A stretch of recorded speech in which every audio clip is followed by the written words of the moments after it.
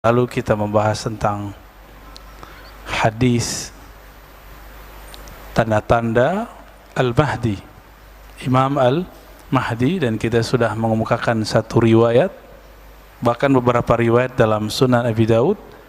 Beliau menulis chapter khusus tentang Al-Mahdi, judulnya Kitab Al-Mahdi. Itu ada bab khususnya, ada sekitar 9 atau 10 hadis di dalam Kitabul Mahdi. Sebelumnya, semoga Allah membimbing kita mengkaji hadis ini, karena banyak orang terjebak di cocok logi, banyak juga yang gak sabaran menganggap panji-panji hitam sudah muncul, karena hadis yang akan kita bahas berbicara panji-panji hitam juga, ya, nggak jauh berbeda. Semoga dengan berkah Al-Fatihah dan salawat kepada Rasulullah, Allah membimbing kita. Al-Fatihah. Bismillahirrahmanirrahim. Maliki yaumiddin, iyyaka na'budu wa iyyaka nasta'in, shiratal ladzina an'amta 'alaihim ghairil maghdubi 'alaihim. Allahumma shalli ala nabiyyina Muhammad. Pada pembahasan sebelumnya, kalau disimpulkan bahwa Al-Mahdi itu, kata Nabi, yab'atsullahu fihi rajulan minni aw min ahli baiti yuwati ismuhu ismi. Al-Mahdi itu orang yang diberi hidayah di akhir zaman, itu orang yang merupakan keturunan dariku, pasti keturunan Rasulullah SAW. Maka yang meyakini para habaib atau zuriat Nabi sudah nggak ada, itu dapat dipastikan dia tentara Dajjal itu, Pak. Ya, serem nggak tuh? Orang yang nggak percaya ada zuriat Nabi sekarang, itu nanti kalau dia nggak tobat dan nggak menambah keilmuannya, bisa-bisa nanti dia menjadi juyushud Dajjal, tentara Dajjal. Dan nanti memang akan ada pembunuhan besar-besaran mereka itu terhadap zuriat Rasulullah SAW. Ya, itu agenda mereka itu. Ya, ya untungnya saya bukan zuriat Nabi Muhammad, Pak. Secara nasab nggak ketahuan, ya. Kita paling ke atas cuma 4 atau 5, Pak, ya. Tapi di genetik kita kelihatan kalau kita keturunan mana. Nggak ada tampang-tampang Arabnya kan, Pak? Nggak ada. Apa kata Nabi? Al-Mahdi minni min itrati min auladi Fatimah. Al-Mahdi itu keturunanku, terahku dari keturunan Fatimah. Ngeleslah kawan. Kalau keturunan kan mesti harus lewat jalur laki-laki.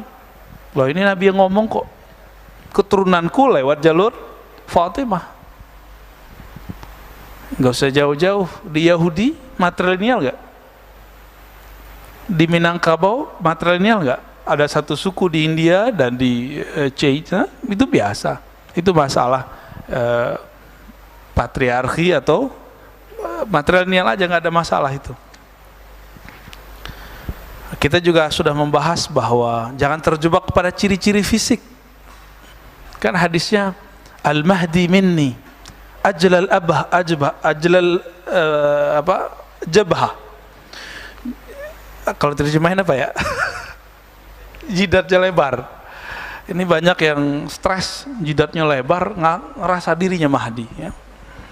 Aknal anf, hidungnya mancung, bengkok dikit gitu. Yamla'ul arda qista wa adla, akan memenuhi bumi dengan keadilan, sebagaimana dipenuhi tadinya dengan jawrah, kezaliman. Kalau cuma sama nama KTP Muhammad bin Abdullah, dari dulu habaib sudah banyak yang namanya Muhammad bin Abdullah atau Ahmad bin Abdullah, sudah banyak. Jadi bukan itu, ya. Tapi kita sudah jelaskan, ism artinya ada dua, masih ingat? Ism dengan makna tanda, al-alam, dan yang kedua ism dengan makna ketinggian ilmu atau derajat. Ya, maka tanda-tandanya Al-Mahdi persis sama seperti tanda-tanda Rasulullah SAW. Ya. Sekarang kita masuk ke hadis tentang kematian khalifah. Ya. Ini riwayat Imam Abu Daud. Kalau ada orang bertanya, ini hadis kualitasnya apa? Ya, hadis mengenai kematian khalifah sebelum kemunculan Al-Mahdi.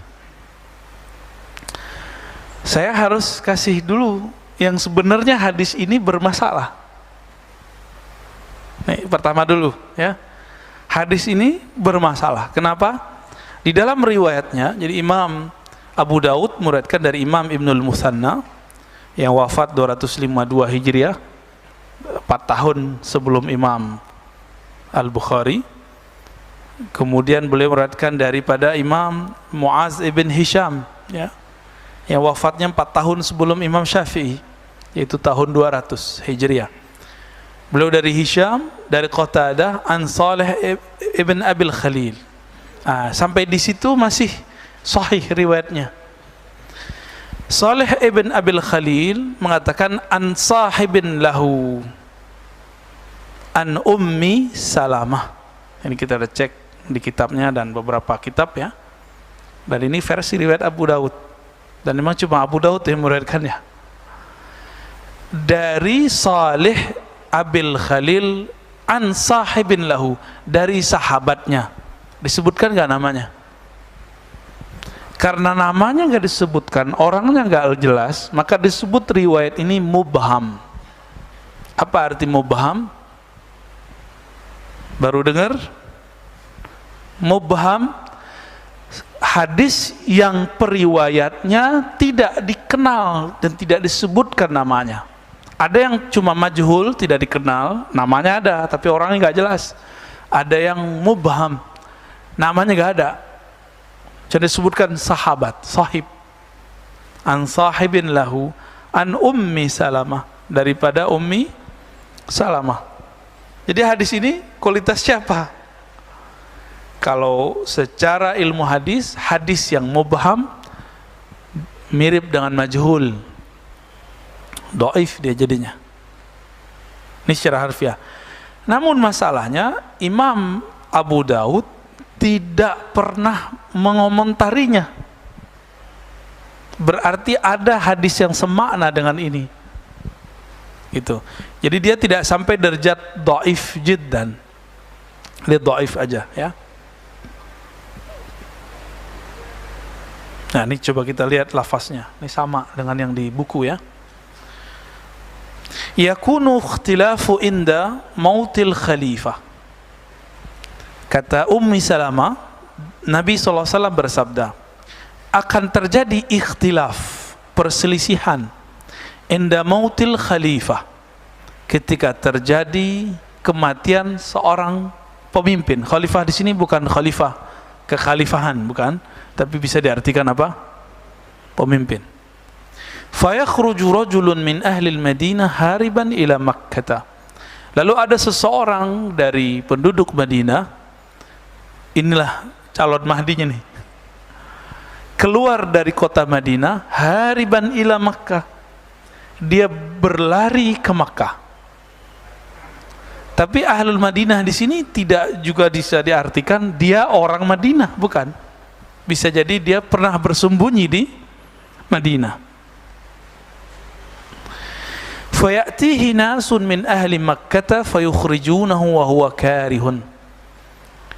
Lalu sampai di Mekah, orang-orang di Mekah kemudian datang kepadanya ingin menampilkan dia, wa huwa karih, tapi dia nggak suka.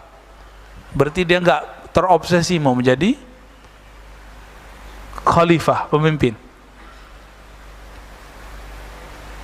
Fayubayi'unahu bainar rukni wal maqam. Lalu mereka akan membaiatnya antara rukun al-Yamani dan maqam Ibrahim.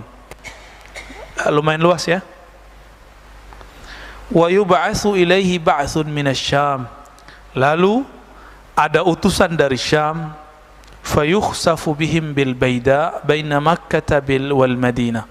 Lalu ketika ada orang yang mencoba untuk menyerang dilenyapkan ketika sampai di suatu negeri antara namanya Baida, antara Makkah dan Madinah.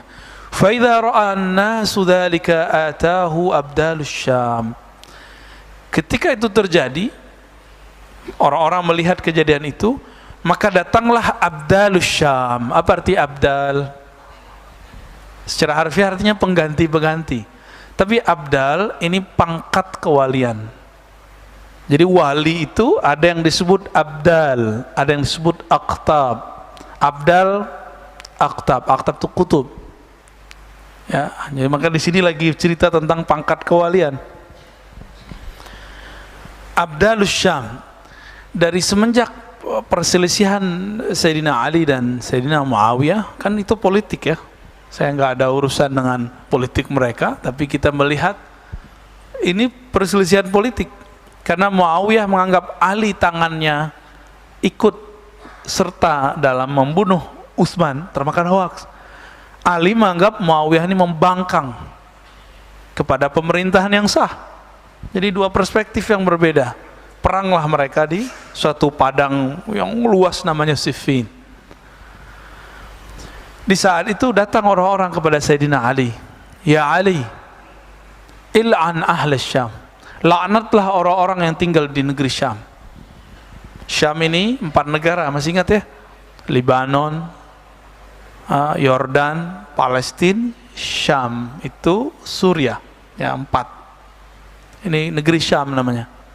Bahasanya agak sedikit lembut, campur antara Arab, Aramaik, Ibrania. Aramaik itu bahasa yang tua, sekarang cuma 3 kampung di Suriah yang ngomong itu. Kebetulan kita ngajar orientalism dan ilmu Al-Quran. Jadi orang-orang barat yang mengkritisi Quran, kita kritisi balik. Itu mereka menemukan hal yang sama, bahwa di sana ada bahasa Aramaik. Sebagian mereka menganggap Quran itu gak ada yang asli, itu Aramaik. Ya, itulah bodohnya mereka ya. Udah jelas Al-Quran lebih tua dari bahasa Aramaik. Bahasa Al-Arab itu lebih tua. Lalu ketika datang Ahlus Syam, ketika datang orang-orang ini ngompor-ngomporin Ahlus Syam, ya, dilaknatlah wahai Ali, penduduk Syam. Apa kata Sayyidina Ali? La sami'tu Rasulullah sallallahu alaihi wasallam yaqul. Aku mendengar baginda Nabi sallallahu alaihi wasallam bersabda, la tal'anu ahla Syam. Jangan pernah melaknat penduduk Syam. Kenapa? Fa inna fihimul abdal. Di sana ada wali-wali kualitasnya abdal. Abdal itu sama Nabi cuma 2 langkah lagi Pak tingkatannya. Jadi tapi 2 langkah di situ langit dan bumi, ya, nggak bisa dikejar. Di atas abdal disebut kutub, di atas kutub disebut ghaus. Ghaus itu Nabi Rasulullah SAW. Setelah Rasulullah wafat, ya berpindah ke sahabat-sahabat yang mulia. Maka tiada suatu masa kecuali ada wali yang berpangkat ghaus, pemimpin para wali. Ada wali yang kutub, jumlahnya sebanyak jumlahnya para ahlul badr, tapi dulu nggak nyampe. Jadi di masa Rasulullah 313, lalu mencar-mencar, nanti di akhir zaman kembali 313 kutub. Apa? Oh belum Pak. Sabar Pak. Ini euforia, hati-hati. Nanti saya sampai ke sana. Euforia ini jangan berlarut-larut. Ini belum ada apa-apa, ya. Kejadian yang ada sekarang di negeri seberang itu belum ada apa-apanya. Nah, orang-orang Syam ini pangkatnya abdal. Apa ciri khas mereka? Dalam hadis yang lain kita dapatkan, Nabi mengatakan bahwa mereka menjadi kekasih Allah, jadi wali bukan karena banyak sholat. Mereka suka sholat. Bukan karena banyak puasa, mereka hobinya puasa. Apa penyebab mereka jadi wali? Salamati sudurihim. Kolbunya ini selamat daripada kebencian. Kita baru begini aja udah benci, ya enggak? Baru beda faham dikit udah benci. Baru beda opini masalah Taliban udah benci, ya enggak? Baru beda 01, 02 ada benci. Gimana mau jadi wali abdal? Ntar belum luka ini selesai udah muncul lagi 2024, lukanya tambah banyak. Jadi salamatus sadar ini kalau boleh disebut, dia nggak pernah terluka hatinya dalam pengertian dendam kebencian. Tersinggung sih boleh, tapi benci nggak boleh. Tersinggung manusiawi nggak, tapi menyimpan dendam itu nggak boleh. Apalagi menyimpan kebencian yang ujungnya suka melaknat. Ujungnya suka melaknat. Ada seorang kekasih Allah lagi ngajar Al-Quran. Dia negerinya sedang dibombardir oleh para pemberontak, datang dari berbagai negeri karena termakan hoax. Namanya Syekh Al-Buti, wali abdal itu Pak, lagi ngajar Quran, dibom, nggak mati ditembak. Itu Syekh Al-Buti. Beliau berceramah mempertahankan negerinya, nggak disukai oleh para pemberontak. Para pemberontak menginginkan yang lain. Ini kayak gini nih, ini negeri kita Indonesia, oke? Sekarang ada orang yang katanya berjihad ingin menghancurkan Indonesia. Gimana Pak? Mana yang disebut jihad? Saya yang jihad atau dia yang jihad? Kita yang mempertahankan negeri dia atau mereka yang memberontak? Syekh Al-Buti sedang menjelaskan, saya mempertahankan negeri saya sendiri, tapi dituduh oleh para pemberontak bahwa dia ini penjilat pemerintah. Datang anaknya 2013 ke sini Pak, ke negeri kita, Syekh Taufik Al-Buti. 2015 Pak, 14 saya lupa. Diundang ke UI. Saya kan berguru ke beliau dulu 2006, 2007, 2008. Ya udah lama nggak ketemu. Sehari sebelum ketemu, saya udah membayangin kalau ketemu beliau, meluk-meluk beliau. Ketiduran, tidur itu rasanya panjang sekali, kita dialog panjang. Bangun tidur saya udah puas tuh. Malu-maluin kan kalau besok peluk-peluk beliau depan orang nangis-nangis. Bener, besok bukan saya yang meluk-meluk beliau, itu jamaah datang, meluk, semuanya pada histeris melihat anak dari seorang wali abdal masih hidup. Gurunya, ayahnya itu dibom lagi ngaji, cuma karena beda opini politik. Enak kan tinggal di Indonesia Pak, beda opini politik santai aja, kayak Pak Mirwan masih hidup aja kan. Enak Pak tinggal di negeri kita, beda opini politik selama tidak menghujat, mencaci maki, itu masih dibiarin. Beda aja suka-suka, ya nggak? Maka siapa? Refli sama Denny Siregar masih aman-aman aja Pak. Ya. Itu opini, biasa aja orang beropini, ya nggak usah kita terlalu serius. Opini itu kan bisa berubah, dalam sekejap bisa berubah, sesaat bisa berubah, ya. Nah, orang-orang Syam ini punya karakter itu, salamatus sadar. Apa arti salamatus sadar tadi? Tidak menyimpan kebencian dan dendam. Mau jadi wali nggak Pak? Mau? Masa nggak mau jadi waliullah sih? Waliullah itu kekasih Allah, gampang toh. Pilihannya dua aja, kekasih Allah, kekasih setan. Pilih mana? Allah. Kekasih Allah, di kolbunya tersimpan Rahman, Rahim, Rahman, Rahim. Karena ayat di Quran dibuka semuanya dengan Bismillahirrahmanirrahim. Hatta surat Taubah ditutup dengan Raufun Rahim. Dua ayat terakhirnya laqad ja'akum, belakangnya wabil mu'minina Raufur Rahim. Tidak ada surah di Quran kecuali di situ ada Rahman, Rahim, Rauf, Rahim. Enggak ada. Maka ciri-ciri wali itu gampang. Nama Allah Rahman Rahim itu di dadanya. Maka dia mandang orang itu ada yang Rahman. Ini kita kasih tahu nih, kenapa ada orang kayak Gus Dur. Dulu saya pembenci Gus Dur Pak, dan saya mengkafirkan dia, karena didoktrin dulu, Gus Dur kafir, musyrik. Dulu begitu. Pas kita belajar tentang ilmu, ciri khas kewalian, wali-wali Allah. Wali-wali itu jadi wali karena dia menghayati nama-nama Allah, dan nur nama Allah masuk ke dalam dirinya. Ada dua nama Allah di Quran yang sering disebut, Bismillahirrahmanirrahim. Rahman itu sepakat semua ahli tafsir, semua ahli Asmaul Husna. Kasih sayang Allah yang tercurahkan kepada semua makhluk. Tidak hanya kafir, tidak hanya mukmin, kafir juga, tidak hanya manusia, hewan juga, bahkan tumbuhan. Bahkan malaikat sekarang, setan sekarang itu, iblis itu bisa hidup karena rahmannya Allah. Maka orang-orang yang dapat nur ini, itu mandang semua orang sayang. Bukan berarti dia membenarkan semua agama, bukan. Enggak. Walaupun dia dapat gelar apa, Bapak pluralisme. Bukan itu sebenarnya, tapi di kolbunya ada nur rahmaniyah. Rahman artinya menyayangi makhluk semuanya tanpa terkecuali. Kebanyakan kita kan udah enggak Rahman, Rahim juga enggak. Rahim artinya apa? Rahmat Allah khusus kepada para mukminin, orang-orang yang beriman, orang-orang yang percaya. Kita sama orang yang percaya beda politiknya udah benci.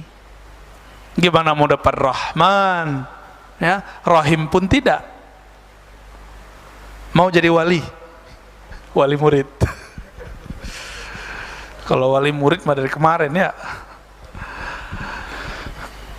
Jadi wali nggak usah ribet-ribet, artinya kekasih udah. Kekasih Allah. Kekasih Allah itulah yang datang kepada Al-Mahdi ini.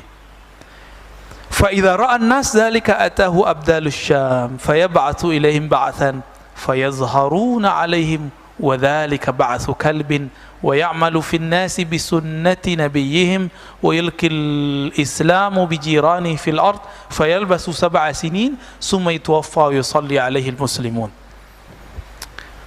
Kalau versi hadis ini ya, lalu datanglah kepada mereka utusan membantu mereka, utusan Bani Kalb, lalu menghidupkan sunnah Nabi, mengajarkan Islam di bumi, dan hidup di bumi selama 7 tahun, dan diwafatkan dan disolatkan. Ini versi riwayat Ummu Salamah, riwayat Imam Abu Daud yang tadi kita katakan apa? Kualitasnya dhaif. Jadi gimana? Masih mau dipakai hadisnya? Ya. Kalaupun terjadi, ini kita anggap hadis sahih. Kekhalifahan sekarang udah nggak ada. Nah, di beberapa riwayat itu disebutkan di sisi Ka'bah atau di sekitar Ka'bah, di sekitar Mekah. Maka riwayatnya tadi, fayakhruju rajulun min ahli al-Madinati hariban ila Makkah. Lalu keluar seseorang dari ahlul Madinah berangkat lari ke Mekah. Zaman itu jangan dibayangkan lari kayak kita lari, Pak. Ini hariban ila Makkah, ini yang dijelaskan oleh Al-Habib Omar. Di masa itu orang bolak-balik Mekah Madinah sekejap, nggak pakai kendaraan.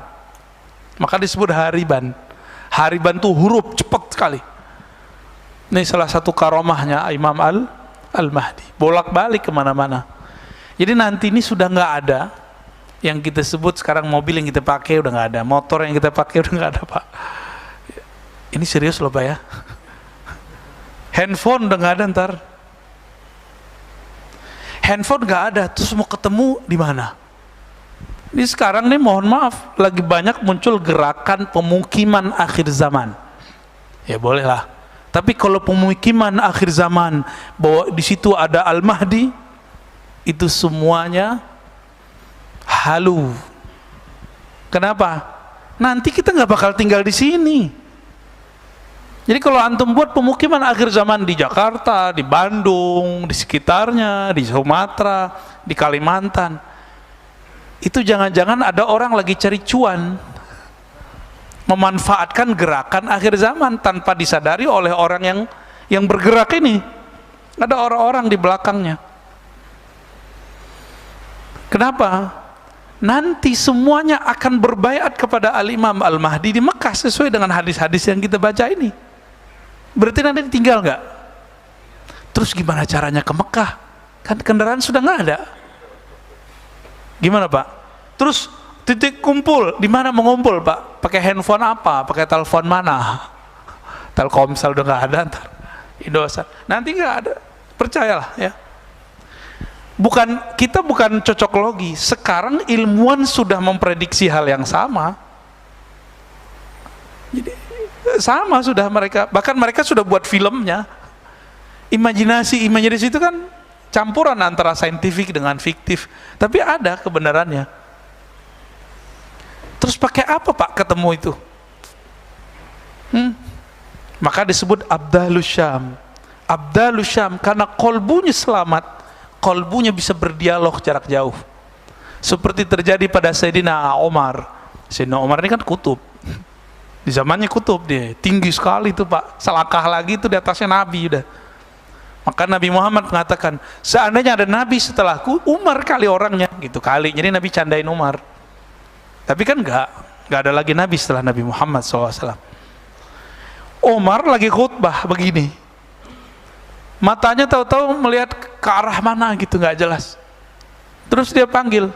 Jadi dia ternyata habis mengirim satu rombongan panglima yang disebut Sariyah, namanya Sariyah juga, sedang bergerak di salah satu wilayah di Irak ataupun di Syam. Ada dua versi yang saya baca. Dia lagi di bawah gunung, di belakang gunung, di belakang bukit sudah ada musuh yang banyak sekali. Jarak Madinah dengan Irak bisa sebulan Pak zaman itu. Pakai motor nggak bisa Pak, kan belum ada.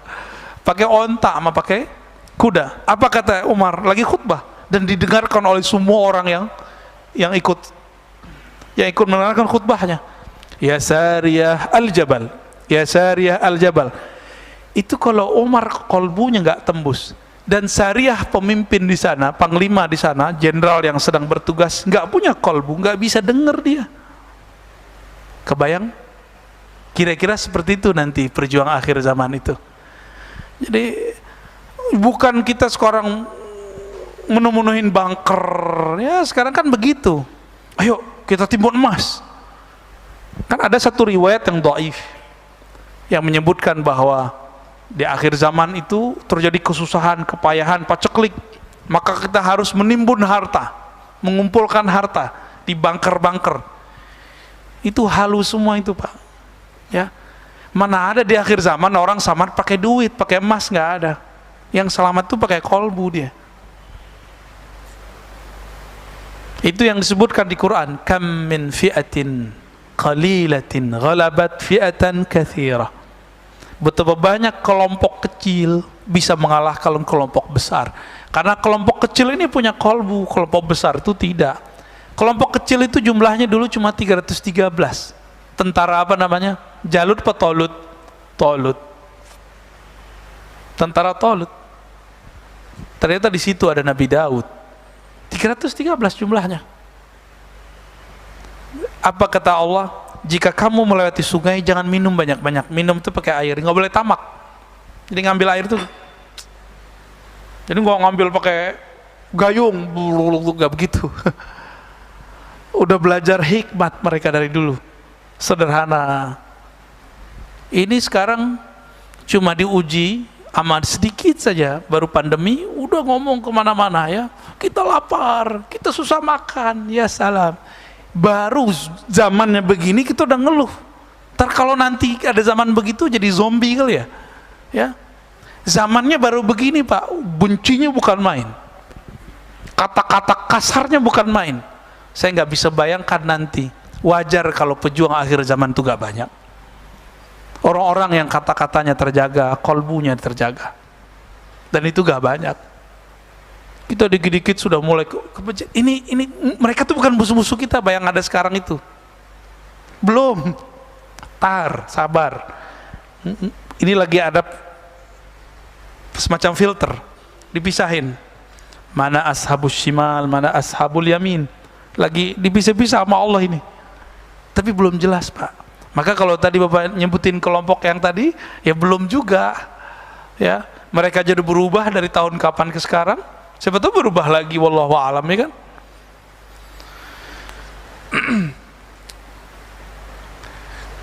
Maka kesimpulan hadis ini, Jika hadis ini mengikuti manhaj Abu Daud, maka minimal dia saleh, hadisnya bagus.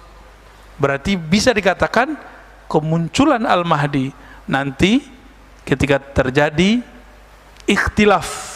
Apa arti ikhtilaf? Perselisihan. Dan konteksnya menyebutkan Mekah Madinah, berarti kekuasaan yang ada di Haramain. Ya. Sekarang ya Saudi, Pak. Apakah nanti akan terjadi perselisihan anaknya Salman? Tidak disebutkan di hadis. Namun hadisnya mengarah ke sana. Kalau kita mau pakai hadis ini, masalahnya hadisnya tidak sampai derajat sahih. Maka tidak mesti hadis yang tidak sahih itu tidak terjadi, bisa jadi terjadi. Namun karena kekuatannya tidak kuat, kita tunggu saja, Pak. Sekarang udah tengkar belum mereka? Ada syarat di situ, inda mauti khalifah. Kita terjadi kematian khalifah. Di riwayat Ibnu Majah disebutkan yaktatil, saling berbunuhan. Lalu muncullah setelah itu panji-panji hitam. Tapi syaratnya satu kalau di riwayat Ibnu Majah. Mati dulu khalifahnya. Nah, itu cara membatalkan kalau pakai hadis. Apakah yang di Taliban sekarang itu panji-panji hitam Al-Mahdi? Belum tentu. Kenapa? Karena di hadis Ibnu Majah disebutkan mati dulu khalifahnya. Kalau dulu ustadz-ustadz yang dulu membahas hadis ini mengatakan ini adalah negara Saudi, kerajaan Saudi, maka mati dulu tuh raja Saudinya. Ini rajanya belum mati, ya kan? Itu satu, untuk membatalkan bahwa cocok logi ini tidak benar. Cocok logi bahwa apakah Taliban? Belum tentu. Sabar dulu, Pak. Ini baru belum sampai sebulan. Setelah ini mereka perang saudara dulu kan? Nanti perang saudara dulu, Pak. Coba aja lihat. Ustadz dia kan aswaja. Saya nggak ada urusan. Mereka mau aswaja, mereka mau aswah, asawah. Karena akidah dengan pergerakan semenjak tahun 2000-an sampai sekarang itu sudah nggak sejalan. Ada orang akidahnya Ahlussunnah, Asy'ariyah, Maturidiyah, mazhab Syafi'i. Pergerakannya pergerakan Khawarij banyak sekarang. Ya. Ciri-cirinya itu saja, gampang benci, gampang melaknat orang, beda politik kafir atau beda politik sesat. Minimal itu, beda politik neraka. Ini udah kena Khawarij. Akidah dia awalnya Ahlussunnah, tapi rusak oleh persoalan politik. Saya nggak kunut, Bapak, Pak Dokter kunut. Itu kita beda iman nggak, Pak? Neraka surga nggak? Iya apa nggak? Ini beda cara sholat loh. Beda cara sholat, neraka nggak? Beda politik, neraka nggak? Kalau cara sholat boleh beda, kenapa politik nggak boleh beda? Kenapa muamalat nggak boleh beda? Muamalat masalah bisnis, transaksi. Kalau riba pasti haram. Tapi GoFood, GoPay gimana, Pak? Penikmat ya Pak Bambang ya.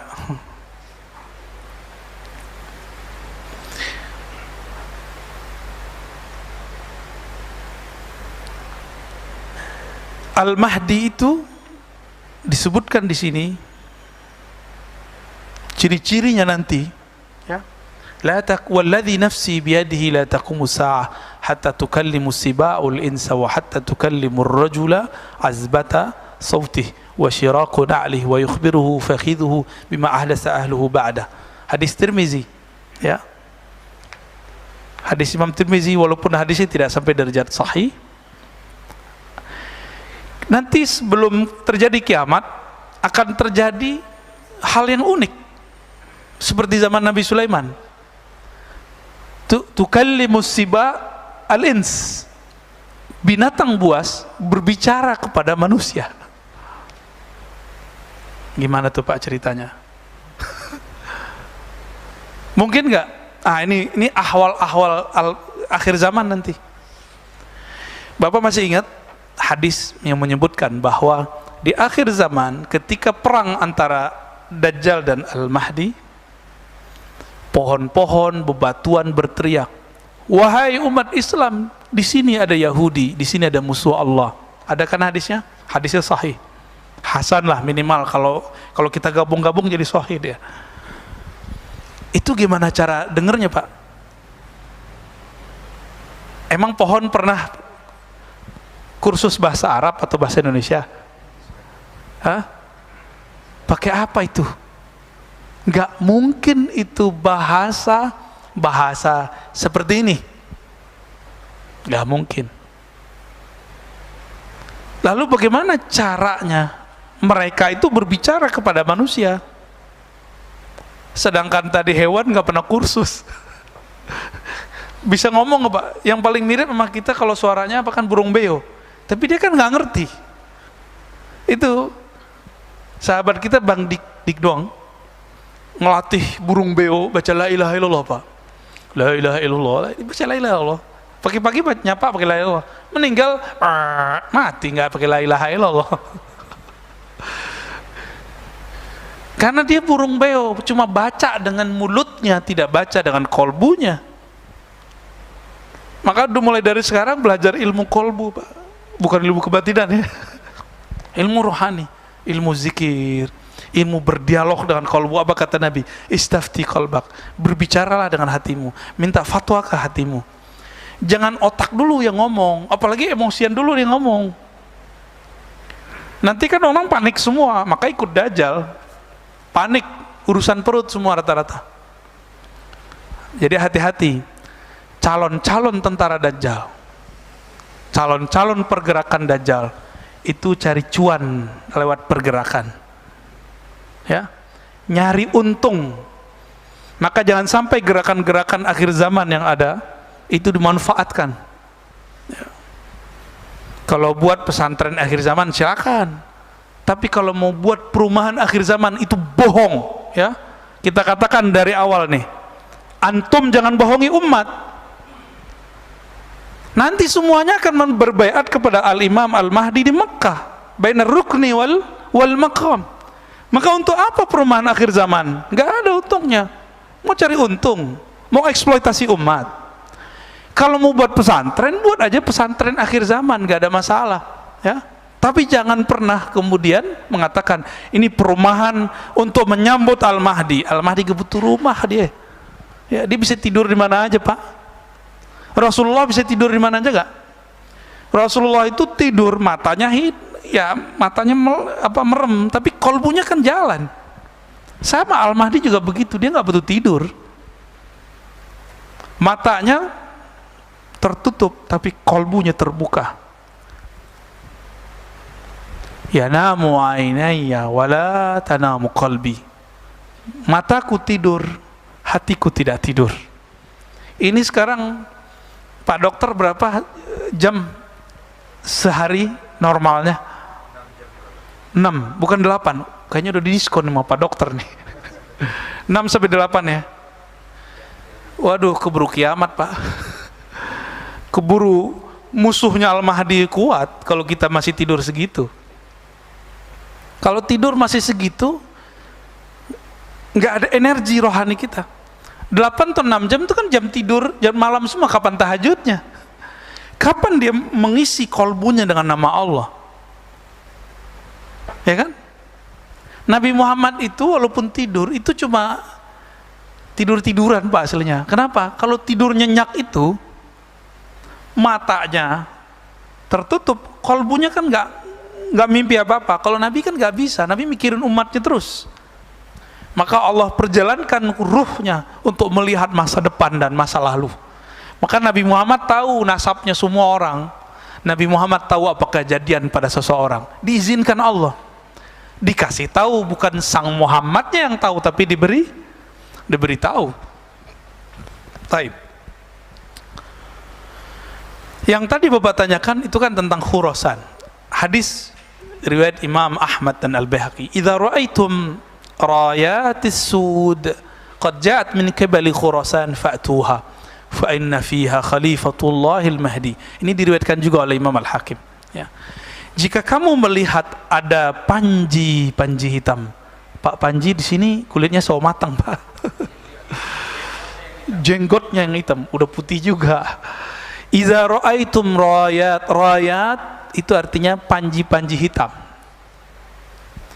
Rayat ini menunjukkan bahwa panji-panji hitam itu simbolnya tidak satu, kan ini jamak. Rayat, rayah satu, rayat banyak. Jadi nanti simbol-simbolnya Al-Mahdi itu banyak, Pak. Banyak, lebih dari satu, bukan hanya la ilaha illallah. Kalau la ilaha illallah kan udah banyak yang tahu, diimitasilah oleh orang banyak hari ini.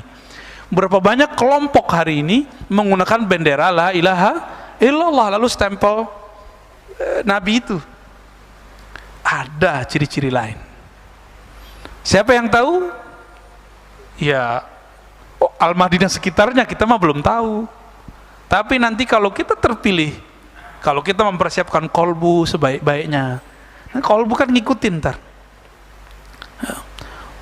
Kalau di Quran itu jelas dalam surat At-Taghabun, ya, siapa yang percaya kepada Allah, yahdi qalbah, maka Allah kasih hidayah kolbunya.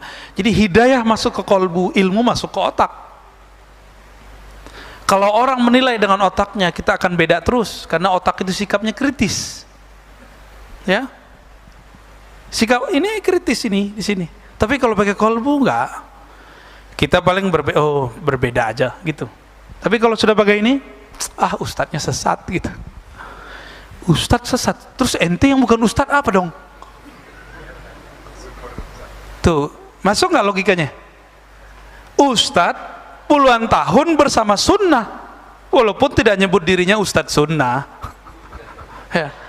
Dia tiap menjaga sanad kepada Rasulullah, mencintai zuriat Rasulullah, menjaga sanad pemikiran, akidah, mazhab, kerohanian kepada Rasulullah. Terus antum bilang dia sesat. Terus antum yang nggak punya sanad apa dong? Sesat ya.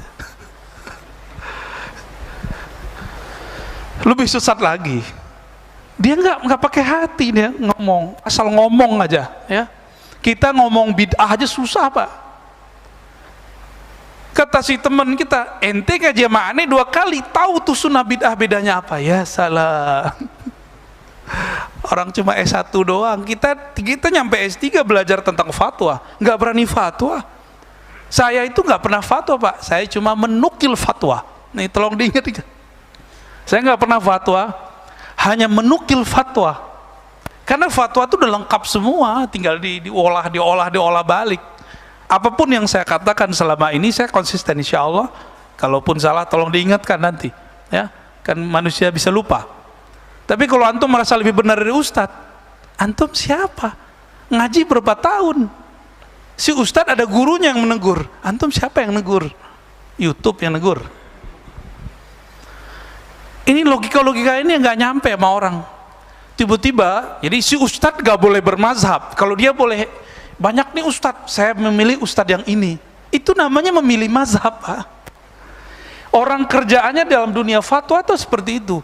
Karena dia mengerti mekanisme fatwa, maka dia lihat ada pandangan-pandangan, nanti dia pilih. Karena dia tahu mana yang bisa dipilih, mana yang relevan. Jamaah kan berani ngomong gitu sekarang. Sekarang banyak ustadz, saya memilih yang ini. Memilih itu bahasa Arabnya ikhtiar. Ya. Ikhtiar itu pekerjaannya ahli fikih. Imam Nawawi itu pakarnya. Ya. Wal mukhtar, yang diterpilih dalam pandangan-pandangan ini. Bukan berarti yang lain salah, tapi beliau memilih, gitu aja bedanya. Ya. Jika engkau melihat panji-panji hitam, ini panji hitamnya pasti berjenggot ya Pak Panji. Qad ja'at min qibali Khurasan, datang dari arah Khurasan. Khurasan itu timur. Khurasan itu mulai dari wilayah Irak.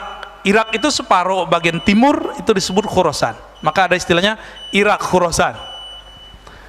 Imam dari Khurasan itu gurunya Imam Bukhari, namanya Ishaq bin Rahawai atau Rahuyah. Ini disebut imam. Jadi waktu datang ke majelis Imam Syafi'i, dia kan ngeremehin Imam Syafi'i. Imam Syafi'i begini doang nih Imam Khurasan, begitu kata Imam Syafi'i. Sesama wali, Pak. Ya. Sesama wali saling ngeceng-ngecengin, tapi yang paham wali doang. Begini nih Imam Khurasan. Bagi orang yang senang sama Imam Ishaq dikira ini pujian. Imam Syafi'i menyebut dia Imam Khurasan. Tapi yang paham begini doang gitu. bukan pujian bahwa dia sebagai Imam Khurasan. Maka berubahlah beliau semenjak ketemu Imam Syafi'i. Berarti Khurasannya, Khurasan mana? Itu Persia, sekarang Iran.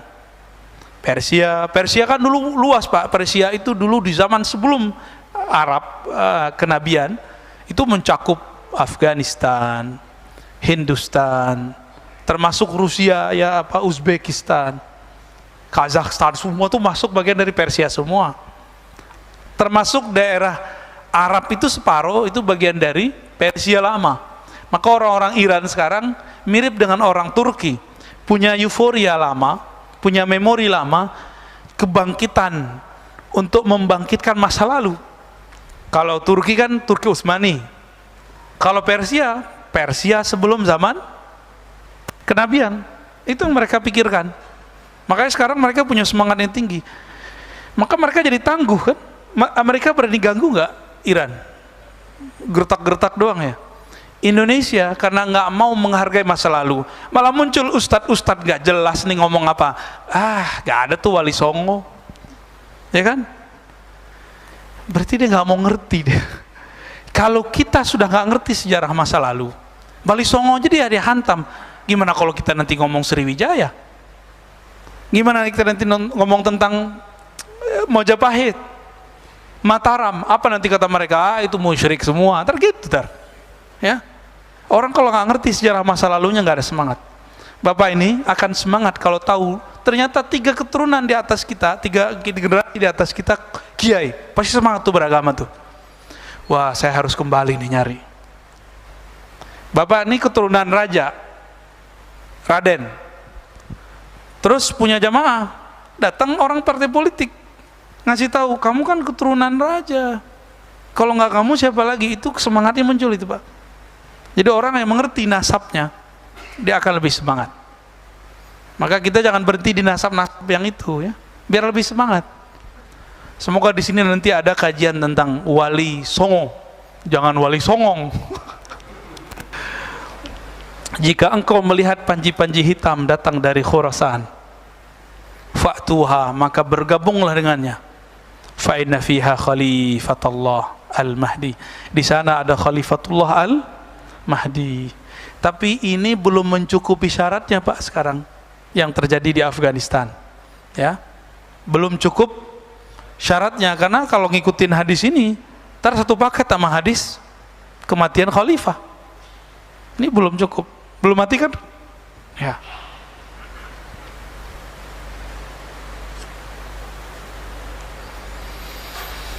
Udah syuruk Pak.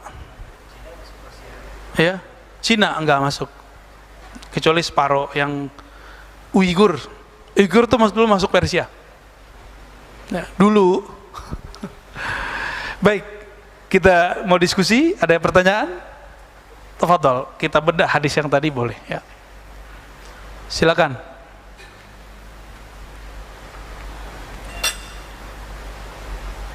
Bismillahirrahmanirrahim.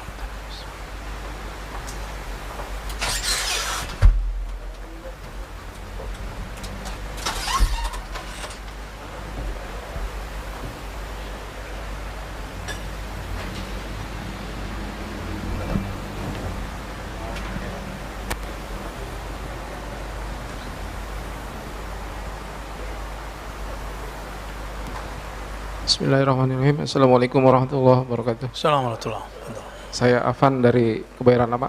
Ya, Pak Afan. Ingin bertanya, yang pertama, apakah ada hadis mengenai penenggelaman bumi di timur dan di barat gitu, untuk korelasinya mengenai akhir zaman nanti, Pak? Gimana penjelasannya mengenai ini? Terima kasih. Assalamualaikum warahmatullahi wabarakatuh. Kebetulan kitab yang saya bawa ini Mishkatul Masabih, yang kemudian diringkas oleh Maulana Ilyas ya. Al-Muntakhab. Di sini ada beberapa hadis tentang itu, kemudian juga disebutkan oleh Imam Al-Qurtubi dalam Tazkirah. Juga dikumpulkan oleh Dr. Mubayyad, tapi Dr. Mubayyad ini bercampur analisanya dengan hadis. Dan mohon maaf kepada antum yang suka membaca buku ensiklopedia akhir zaman, Dr. Mubayyad itu walaupun bagus, cuma sayangnya hadisnya terlalu gampang disahih dan dihasankan. Jadi karena mohon maaf tidak semua dokter atau ulama Timur Tengah itu ahli hadis, Pak. Hadis itu suatu fun, satu standar keilmuan yang sangat rigid, dia orang harus detail. Atau diperhatiin. Nggak bisa harus cuma memakai disohhikan fulan, nggak cukup. Dia harus meneliti sendiri. Di ensiklopedia akhir zaman itu disebutkan, termasuk juga hadis yang tadi Pak Afan. Yang sahih itu nggak sampai sahih ya, hasan ya. Terjadi zalazil, gempa akhir zaman. Ya mungkin maksudnya penenggelaman kali. Tapi yang lafaznya ada zalazil, gempa. Gempanya jangan dibayangkan cuma 7 skala Richter, Pak. 2 kali lipat atau 3 kali lipat. Kira-kira sekitar Mekah hancur nggak? Hancurlah semua. Ini yang ketinggalan di riwayat ini. Ini kan riwayat versi ahli hafalan. Ada riwayat versi ahli hakikat. Mereka diperjalankan Allah secara rohani, melihat yang sesuai dengan hadis ini, detail-detailnya. Ketika disebutkan di hadisnya terjadi gempa, Allah kasih tunjuk. Seperti yang terjadi pada Sayyidina Umar, Sayyidina Ali. Nabi kan juga begitu. Nabi, sumbernya kan pada Nabi. Gempa nanti itu, Pak. Jadi sekarang yang Bapak lihat ada apa tuh gedung, apa namanya, tower yang ada lafaz Allahnya. Ya emang Islam itu harus begitu, harus lafaz Allahnya, kan enggak juga. Orang nggak bisa tulis baca, dia nggak tahu kalau itu lafaz Allah. Ya. Itu nanti hancur semua. Bapak tahu nggak selama ini Saudi naruh duitnya di bank mana? Di mana, bank mana Pak? Tahu kan? Tuh Bapak udah tahu. Ya itu bunganya jadi bangunan sekitar Masjidil Haram tuh. Katanya Saudi banknya Islami, nggak ada. Mereka make, Pak. Terus sekarang tiba-tiba kawan-kawan kita alumni sana bilang di Saudi nggak ada bank konvensional, bank kafir, bohong. Ya. Mereka mungkin nggak, namanya sudah nama Arab, sistemnya masih sistem konven sama. Disebut Islami, sistemnya nggak jauh beda. Bahkan para pemilik modalnya termasuk pemerintahnya naruh duitnya di bank-bank Amerika. Jadi Saudi ini aneh-aneh dikit dibekuin aja sama Amerika, Pak. Itu sebabnya mereka mesra sekali dengan Amerika, benar nggak? Sekarang buka kerjasama dengan Yahudi, kan belakang Amerika siapa? Saudi. Oh, kita nggak tahu lah, itu urusan mereka lah ya, kita nggak ahli politik, Pak. Cuma faktanya kan begitu. Karena kita nggak ahli opini, kita nggak ngerti, ini kan politik. Dulu Nabi juga buka persekutuan dengan Yahudi, lalu Yahudi mengkhianatinya. Kan nunggu dikhianati aja nih. Ya, Pak Dokter. Jadi hadisnya memang ada, Pak Afan. Ya. Bismillahirrahmanirrahim. Assalamualaikum warahmatullahi wabarakatuh. Assalamualaikum. Saya ingin melihat konteks pembicaraan kita dengan kekinian. Oke. Ya. Yang pertama itu, yang kedua adalah bahwa apakah benar ya pernyataan saya Pak Ustadz, dengan kajian sekarang ini berarti kita kalau mau selamat maka jadikanlah kolbu itu kolbu yang salim tadi ya. Ya, sehingga dengan demikian kita bisa masuk dan semoga Allah selamatkan. Ya, dengan kita belajar ilmu hati tadi ya.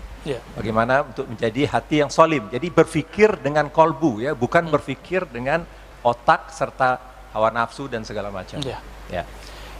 Itu mohon penguatan untuk bisa meyakinkan saya bahwa kajian hari ini satu poin yang saya dapat itu. Kekinian yang saya maksud ini adalah bahwa Al-Quran itu dan sunnah yang kita kaji hadis hari ini itu kalau dikaitkan dengan kekinian akan sangat menarik, bahwa Al-Quran itu dan sunnah itu betul-betul fakta yang tidak hanya cerita masa lalu, tetapi ke depan itu punya gambaran future. Nah, kaitan dengan tadi sekarang ini ada disebut sebagai unstated actors. Jadi ada iluminasi, ada dan seterusnya. Dia menguasai negara-negara timur, barat, dan seterusnya, tetapi dia bukan sebagai penguasa atau bukan sebagai pemimpin. Ya. Tetapi dia mampu meng-create situasi, kondisi yang menghadirkan perubahan menurut maunya dia. Ya, suatu tatanan baru ke depan yang mereka bisa create. Nah, bagaimana Ustadz melihat konteks kajian kita ini dengan hal yang ada di fakta, di lapangan? Oke, baik. Terima kasih Pak. Assalamualaikum warahmatullahi wabarakatuh. Pertama, Assalamualaikum. Allah berfirman dalam surah Al-Hajj, afalam yasiru fil ard. Apakah mereka tidak berjalan di muka bumi? Piknik maksudnya, piknik otak, piknik hati, piknik ruh, piknik dalam berguru. Jadi berguru jangan hanya ke satu ustadz, jangan cuma dengerin kita, dengerin yang lain juga. Bahkan orang yang berbeda sama saya dengerin aja Pak, biar dapat maklumat-maklumat yang beragam. Nanti Bapak coba rasakan di kolbunya, ya, mana yang set masuk kolbu atau yang masuk otak. Mana yang bikin emosi, mana yang bikin adem, itu beda tuh. Apa kata Allah? Fatakun. Lalu sehingga ada lahum qulubu ya'qiluna biha, sehingga muncul kesadaran qalbiyah, yang mana dengan kesadaran kolbu itulah mereka berpikir. Ini berbedanya orang beriman dengan orang tidak beriman. Kita baru berislam, belum beriman. Berislam itu zahir doang. Kalau beriman itu dengan kolbu, kan aslul iman tasdikul qalb. Asalnya iman itu tasdik di kolbu. Politik nanti opini, mazhab nanti itu zahir. Jingkrang celana itu zahir. Jenggot Pak Panji itu zahir Pak. Pak Panji nggak pernah tersinggung tuh aneh sebut jenggot Pak ya. Tapi kenapa ada yang tersinggung Pak ya, heran juga aneh. Padahal jenggot Pak Panji itu ngalah-ngalahin siapa aja. Ya Afan ya, Pak Afan. Jadi itu ayatnya jelas. Ayatnya jelas. 2 kali Allah menyebut. Apakah mereka tidak berakal ya dengan kolbu? Kalau di Al-A'raf lebih gila lagi. Orang langsung turun pangkat, turun derajat dari manusia menjadi seperti binatang ternak. Binatang ternak itu hidup untuk makan, bukan makan untuk hidup. Maka mereka itu punya kolbu tapi tidak berakal gitu. Berarti kolbu itu menjadi sentral. Data-data harus lewat kolbu dulu, baru data itu dipakai oleh otak, oleh akal. Jangan kebalik. Kolbu kita disetir oleh, kita dengerin berita, jangan mau disetir sama berita. Dapat WA, jangan mau disetir sama ya, brainwash namanya ya. Gitu Pak ya. Jadi ayatnya jelas. Memang perintahnya jaga kolbu. Kolbu itu aksesnya kemana? Ruh langsung kontak dengan Allah, nggak ada halangan. Jadi ruh itu nggak ada buruknya. Di kolbu masih ada buruknya. Kolbu itu kalau zahir kita nih dosa, saya nih dosa, itu langsung ada titik hitam di kolbu saya. Langsung ada noda. Nggak bisa dibersihin pakai rinso Pak. Dia cuma bisa dengan menyesali, mengaku, minta ampun, kita sebut taubat dan istighfar. Nabi tidak ada noda di kolbunya, tapi kilauan cahaya yang berlebih. Innahu la yughanu ala qalbi. Sesungguhnya ada kilauan cahaya yang berlebih dalam kolbuku. Jadi Nabi itu taubatnya bukan karena dosa. Kelebihan nur itu membuat beliau tersilaukan. Kebanyakan yang dipandang oleh beliau, maka beliau pun istighfar terhadap kasyaf-kasyaf yang beliau lihat. Penampakan-penampakan yang beliau lihat. Itu Nabi loh Pak. Kita nyari-nyari yang begituan kan. Sekarang banyak kajian-kajian spiritual, kerohanian terjebak kepada kebatinan, bukan kepada kerohanian Islam. Kajiannya Nur Muhammad, tapi isinya perdukunan. Banyak Pak hari ini. Masa Nur Muhammad bisa diaktifkan pakai asma-asma? Nggak ada itu. Kajian Nur Muhammad itu kajian kolbu, kajian keilmuan murni. Pengaktifannya lewat ilmu, bukan lewat ritual-ritual aneh. Ya, banyak hari ini. Karena banyak seperti itu hari ini, orang kemudian suudzon nama kajian-kajian tasawuf, ya kan? Padahal spirit kebangkitan umat dari zaman ke zaman itu kena tasawuf. Ini coba banyak orang nggak konsisten, mendewa-dewakan. Nah, ini bahasa umum ya, melu-elukan Turki Utsmani, Muhammad Al-Fatih. Oke, saya kan suka beliau juga, tapi orang ini nggak konsisten, mengelu-elukan Muhammad Al-Fatih tapi tidak ikut akidah Muhammad Al-Fatih. Muhammad Al-Fatih apa akidahnya? Ahlus Sunnah Maturidiyah. Maturidiyah ini ada kakak akidahnya sama Asy'ariyah. Muhammad Al-Fatih bermazhab nggak? Bermazhab. Apa mazhabnya? Hanafi. Berarti bermazhab bagian dari kerangka kemajuan. Yang ketiga, dia bertasawuf. Guru nanya, namanya Ibnu Syamsuddin atau Agha Ibn Syamsuddin, itu bertorikoh Naqsyabandiyah, Pak. Sekarang orang membenci torikoh apa aja. Saya udah sering cerita bahwa Salahuddin Al-Ayyubi berguru kepada Syekh Abdul Qadir Jilani, lalu diutuslah orang paling nyeleneh di antara murid Syekh Abdul Qadir, namanya Ibnu Qudayb Al-Ban. Qudayb Al-Ban ini orang paling nyeleneh, wali majzub, mirip dengan nama Wan Sekhon. Mirip Wan Sekhon, Pak. Kebayang Wan Sekhon? Itulah beliau, mirip. Tiba-tiba ada orang yang gak ngerti keilmuan bab ini, dia bilang Ar-Razi walinya orang gila. Loh, wali kita mah banyak, ada wali murid ada waliullah mursyid sufi, itu mereka pakaiannya jelas, Habib Lutfi, mursyid torikot lah, itu kan pakaiannya bagus-bagus kayak kiai beneran, itu wali sufi. Ada wali apa tadi? Dia bukan gila, antum aja yang bilang dia gila. Wajar sih ya, kita aja yang celananya nggak, ya kayak beliau ini kan nggak di bawah mata kaki, sesat. Apalagi Wan Sekhon pasti disebut gila. Ya, nggak benar begitu. Ya, mana ada orang gila ngomong ma'rifat tuh, nggak ada. Mana ada orang gila tahu wali. Mana ada orang gila didatangin wali Habib Umar. Ada yang meragukan kewalian Habib Umar. Itu ketemu sengaja. Jadi boleh itu masyhur di luar, di Yaman tuh masyhur. Kan masih keturunan juga tuh.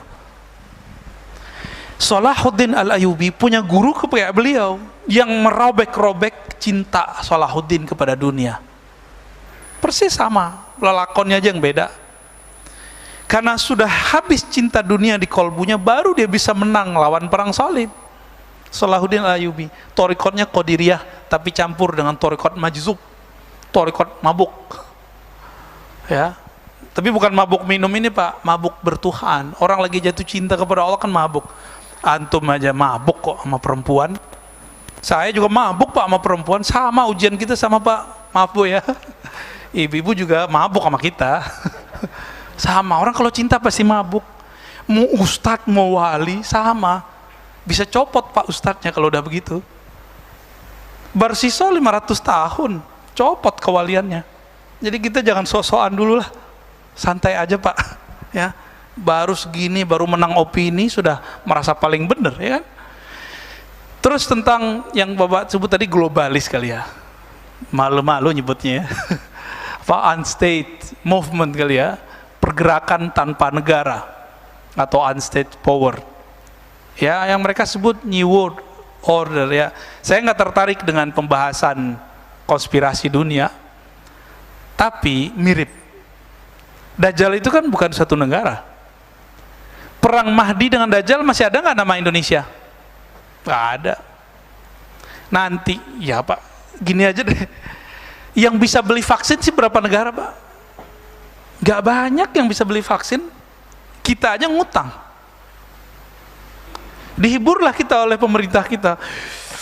Devisa kita masih banyak bro. Itu hiburan biar masyarakat gak panik, biar UMKM jalan terus. Itu maksudnya begitu. Tapi itu nggak benar. Ngutang itu Pak, vaksin itu udah bangkrut kita sebenarnya. Tapi bangkrutnya kita Kan perusahaan kalau bangkrut masih wake up kan, masih bisa bangkit ya, masih bisa bangkit sedikit. Tapi ngos-ngosan, untung nggak ada pergerakan ekonomi di dalam negeri. Kita ini kan makhluk manual Indonesia, walaupun kayak GoFood segala macam, kita masih suka belanja kemana-mana, duit muter. Kita amannya di situ Indonesia, maka bisa hidup santai. Gaji nggak gede tapi santai. Ya, yang dulu gajinya gede, sekarang mantan gaji gede. Tapi ada yang beruntung hari ini. Ya, orang-orang kesehatan, Pak ya, yang bisnis kesehatan, wow, masya Allah. Tapi di sana sikut-sikutannya kencang juga. Ya, hantam-menghantamnya juga kencang. Beberapa negara sudah nggak sanggup beli vaksin, Pak. Kalau ini berlanjut terus, ada virus baru, kayak mereka kan mau ngambil keuntungan aja tuh. Tapi efeknya mereka nggak sadar bahwa nanti yang terjadi adalah kehancuran negeri-negeri. Negara-negara itu sudah nggak ada lagi nanti tuahnya. Ini semua coba kita lihat. Ya, kita sedih nih dengar dengan negara kita masih kuat, Pak. Sahabat kita di tetangga kita, Perdana Menterinya mundur, ya kan? Berarti ada konflik besar, kita nggak ngerti. Kita doakan saja semoga mereka baik-baik saja. Ya, Afghanistan, kita kira baik-baik aja, tahu-tahu masuk Taliban. Akidahnya sama kayak kita, dia bertorikot sama kayak kita. Pergerakannya kita lagi tanda tanya nih, ini apa sih kamu? Dia pergerakannya Ahlus Sunnah atau tidak? Kita lagi nunggu-nunggu, Pak. Jadi saya belum berani beropini apapun. Cuma opini ini gantung. Betul akidahnya sama dengan kita, mazhabnya mirip dengan kita, mereka Hanafi, kita Syafi'i, lalu mereka berthariqah Naqsyabandiyah, Chistiyah, Qadiriyah. Namun jangan terburu-buru dulu. Presiden yang lama juga sama. Presiden yang lama itu sama, Pak. Itu thariqahnya Naqsyabandiyah juga, Chistiyah juga, sama, dia gaulnya sama orang-orang itu. Akidahnya Maturidiyah juga, mazhabnya Hanafi juga. Berarti ini perangnya bukan perang akidah. Nih, jangan terjebak. Jadi kita menyebutkan menggantung opini, lalu ditegur juga lagi-lagi jamaah nih ya. Jamaahnya nggak ngerti berita bahasa Arab, bahasa Inggris, terus bilang, "Tat, itu Taliban itu aswaja." Iya, aneh tahu. Kirain antum belum tahu, Tat. Jadi dikira kita nggak tahu. Yang dia nggak tahu apa? Presiden yang melarikan diri itu juga seorang aswaja. Terlupa kan antum? Yang nggak aswaja itu dulu kelompok mujahidin itu yang kita nggak tahu itu yang mana. Dia afiliasinya apa dulu? Ya kan mereka pakai tauhid uluhiyah rububiyah al-hakimiyah dulu yang mujahidin, cuma bentar doang kan? Terus Taliban yang lama kan 2001 kan Pak nanyain itu tadi. 2001 masih nyelamatin Osama bin Laden nggak? Osama bin Laden akidahnya apa? Wahabiyah atau Al-Sunnah? Al-Sunnah. Wahabiyah dia. Al-Qaeda. Wahabiyah, Pak. Yang mana? Ini mohon maaf ya, saya mengkritisi Zakir Naik karena dia memuji Al-Qaeda. Gitu. Salah satunya. Di Indonesia kan ahli tafsir seperti Pak Quraisy Shihab itu dicaci maki. Dia nggak pernah bilang jilbab nggak wajib. Nanti antum bawa-bawa, ente udah ngislamin berapa? Oh, jangan gitu ngomongnya. Emang ada data orang yang diislamkan dia ada ribuan? Coba datangin sini. Nggak ada. Itu cuma pertemuan-pertemuan umum aja. Ya. Terus apa lagi? Betulkah dia mengislamkan orang atau malah mengkafirkan umat Islam tanpa dia sadari? Bagi Zakir Naik, Pak. Ini udah mulai pembagian kelompok nih sebenarnya. Ini jangan kaget antum. Tawassul hukumnya apa tawassul? Boleh atau tidak? Boleh. Bagi Zakir Naik itu syirik. Gimana? Maka saya tanya kepada orang-orang, dulu kan kita nonton dia 5 tahun saya mempelajari dia. Kita nanya, sebenarnya dia dokter apa dokter sih? Ternyata dia seorang I'm a doctor. Kita ngomong gitu. Medicine dia, kedokteran biasa. Dan dia nggak bisa bahasa Arab seperti para kiai, nggak bisa. Kan kita udah lihat video dia ketika ngomong sama orang Arab nggak bisa jawab. Antum nggak percayanya orang kayak gini tuh telah mengislamkan ribuan orang. Tapi dengan dia mengatakan tawassul itu syirik, itu gimana? Udah berapa miliaran umat yang dianggap musyrik. Oke, anggap dia sudah mengislamkan 1 juta. yang bertawasul berapa juta? Kebayang? Kita cuma ngajak ayo berpikir dengan kolbu. Ya. Kalau saya ngeritik Zakir Naik bukan berarti saya benci dia loh Pak. Makanya saya katakan kalau antum ragu dalam bab kristologi dengerin ke Zakir Naik. Tapi kalau antum dalam fatwa dan akidah ngikutin Zakir Naik salah besar. Dalam tafsir salah besar, dia bukan ahli tafsir, dia seorang dokter. Gitu. Ini di akhir zaman salah satu ciri-cirinya di hadis Ibnu Majah adalah yusaddaqu fihal kazib. Yang alim, yang tidak alim dianggap alim. Yang alim yukazzab, itu dibenci. Yang S1, S2, S3 nya tafsir siapa? Dr. Quraisy, Profesor Dr. Quraisy. Tapi antum kan ngelihat anaknya nggak berjilbab, ya kan? Emang ada urusan? Kalau dia anaknya nggak berjilbab, terus dia berarti tidak mewajibkan jilbab, kan nggak? Baca bukunya tentang jilbab. Satu buku, minat baca kita rendah sih ya. Oh ya, saya ditegur sama teman saya, bukan minat baca, daya baca kita rendah Ustaz. Baca sih baca, WA itu kan dibaca mulu kan, tapi daya nangkepnya itu kurang. Udah kita tulis di situ gak paham-paham juga dia, ya.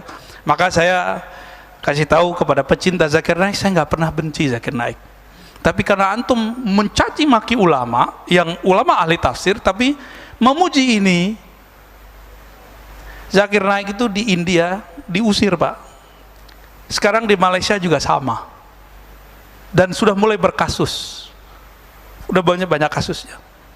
Kita doakan saja beliau baik-baik saja, ya. Jadi saya kalau ngeritik orang tuh bukan karena benci, itu murni keilmuan, karena ke bawah alam kampus saya itu. Di kampus kita biasa nggak ngeritik-ngeritik. Jangankan Zakir Naik, Imam Fakhruddin Ar-Razi aja kita kritik, namanya Ar-Razi juga Pak. Jangankan Fakhruddin Ar-Razi, Imam Abu Hamid Al-Ghazali itu kita kritik Pak. Dalam bab ma'rifat qalbiyah itu Imam Ghazali kita kritik. Bukan berarti kita lebih pintar dari Ghazali juga, bukan. Itu murni bab keilmuan. Dalam bab keilmuan ada tesis, ada antitesis, itu biasa. Statement dari seorang zakir itu kan tesis dia. Kita buat antitesis kan boleh-boleh aja. Saya kalau dibantah sama profesor, emang profesor tuh benci sama saya kan enggak. Kita di kampus sudah biasa, S1, S2, S3, tiap hari kalau di kelas hantam-hantam terus, selesai cium tangan sama profesor. Antum nggak siap berbeda, nggak siap berbeda. Ini yang saya belum pernah kasih tahu. Dulu saya pembenci Quraisy Shihab. Waktu saya senang sama Zakir Naik, bencinya bukan main. Diam-diam pasangan kita bacaannya buku Pak Quraisy, dia nggak mau dengar dari suaminya. Apa tuh Pak Quraisy? Gitu saya ngomongnya. Dibelilah koleksi bukunya Pak Quraisy. Kadang kita lihat begitu, kita diam-diam baca juga. Gengsi kan? Baca buku istri, gengsi Pak. Dia tidur, kita baca bukunya. Ternyata asik, udah dicoret-coret semua, mana yang penting-penting. Mana kata-kata tentang jilbab wajib, tidak wajib. Ternyata wajib. Ar-Razi yang salah. Kita yang sekolah, yang nyantri, itu bisa berubah-ubah. Masa antum nggak mau berubah? Imam Syafi'i bisa berubah, masa kita nggak mau berubah opini?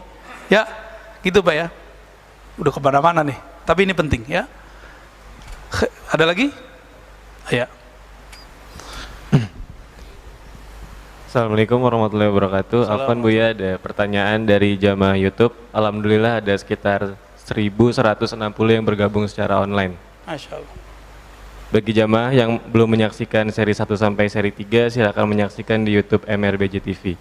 Afwan Buya, saya mau bertanya tentang kedatangan Imam Al-Mahdi. Apakah Al-Mahdi akan datang secara tiba-tiba atau ada tanda-tanda sebelum kedatangannya dan sebelum dibaiatnya? Betul, bagus. Seperti yang kita sebutkan di pertemuan awal bulan, bahwa Al-Mahdi ada tanda-tanda sebelum munculnya. Tanda-tandanya mirip yang ditanyakan Pak Dokter tadi. Ada gerakan tapi bukan negara, tapi menguasai banyak negara, menzolimi banyak negara.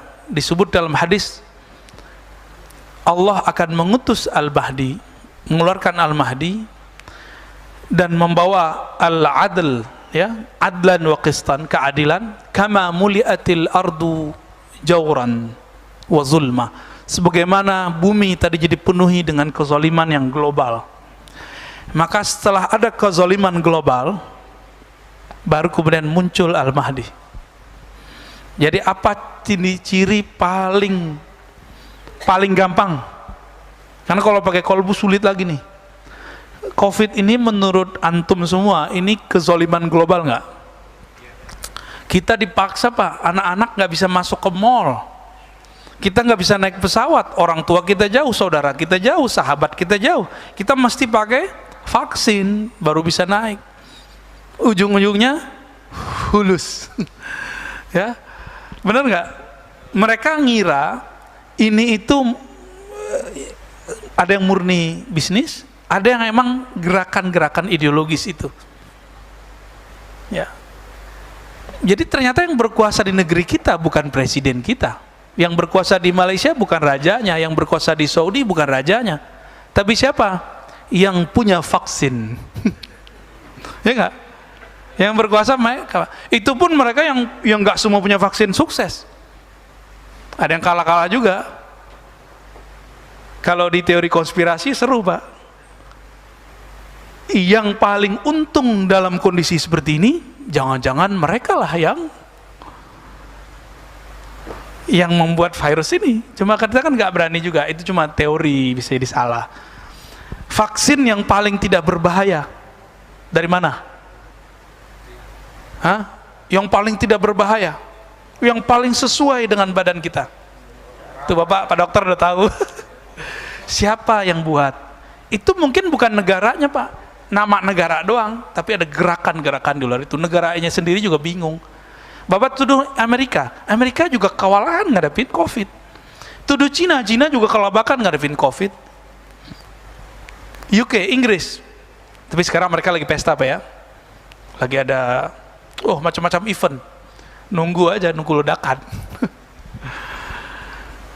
Jadi adakah tandanya? Tandanya satu yang paling jelas.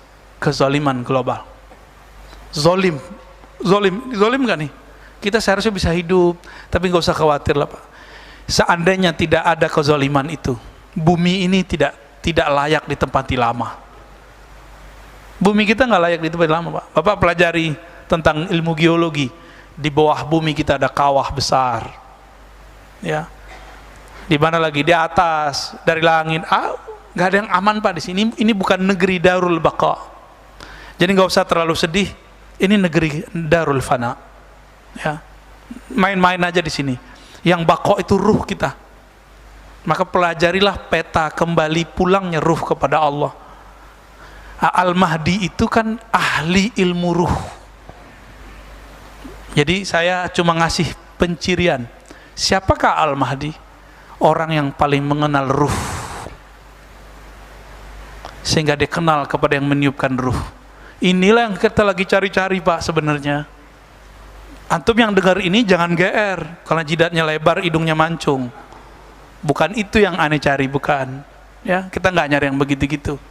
Kita nyari, kita menunggu kedatangan orang kekuatan spiritualnya luar biasa.